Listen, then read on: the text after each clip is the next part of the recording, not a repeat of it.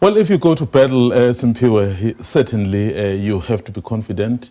You have to, your charges need to believe in you, because can you just imagine going to battle and already defeated and deflated, so nobody will believe you. Even those who would want to be on your side will walk away. So clearly, it makes sense that they are going to battle.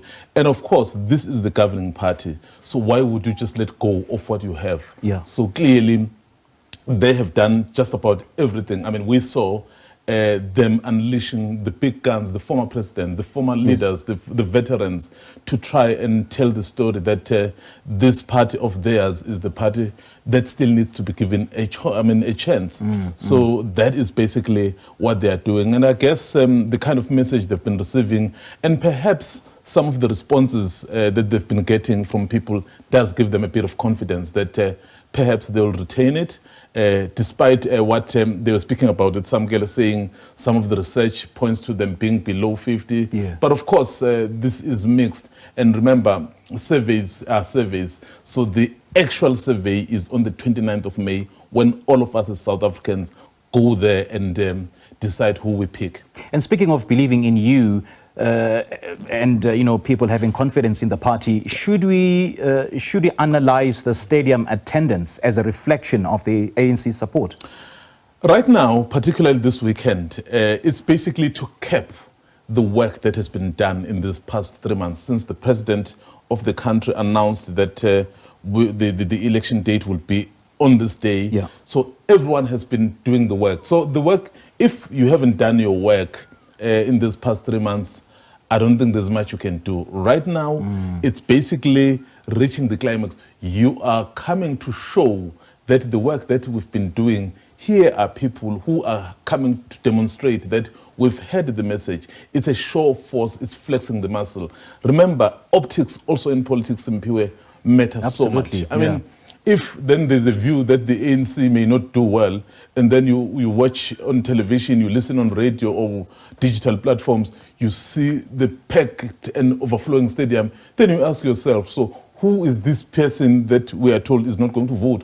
When people have confidence, it's about optics. And that's why, I mean, you have all the major parties having these big rallies. I mean, as much as we are speaking about the FNB now, we know that about 350 kilometers away from here in Polokwane, same thing, that biggest party. So they will also want to show that, so we are there, and we'll see the official opposition tomorrow and the IFP again tomorrow. So there will be others who will be out there to show, to flex their muscle, to say, we have spread the message, South Africans have heard us, to show that they actually have heard us. Just look at what we have done. Just one more time, come and listen to our message. Let's shift our focus to the main opposition, the Democratic Alliance. We've seen the party, sounding alarm bell. Well, not just alarm bells, but they were so joyful at the ruling that has been issued by ICASA against the SABC, saying that the SABC acted unfairly in banning the so-called flag issue. How significant is this? Could it translate to a victory of some sort for the Democratic Alliance?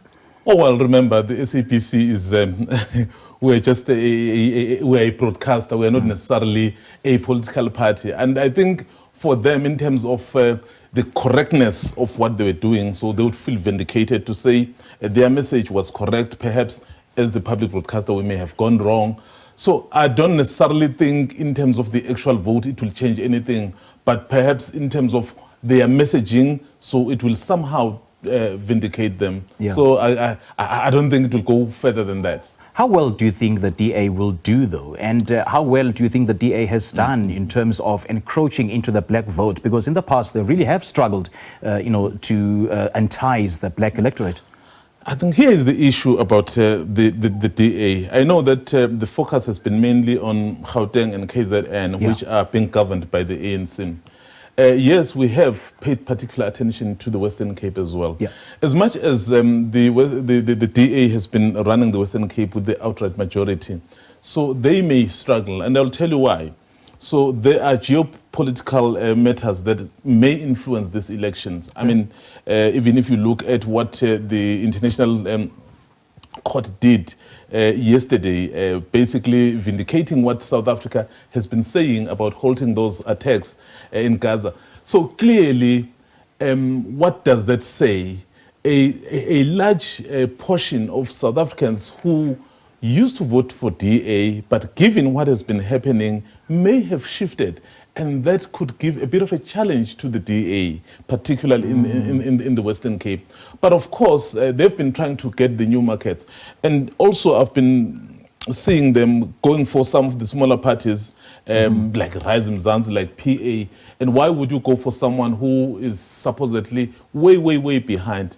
Maybe because they are eating into their base. So as much as we are looking at the ANC perhaps struggling here and there, so the DA is not out of the woods itself. So this is why this election is so important. Whoever would have pitched their message correctly, obviously, will be vindicated by South Africans. But certainly, everyone has their own unique challenges that they have to face. How they make up with that which they have lost, so would be very crucial. Right. We are yet to see that. Thank you so much for joining us, Mzwandile. Thanks. Great stuff. That was SABC News Politics editor Mzwandile Mbeje taking us through this weekend's political rallies.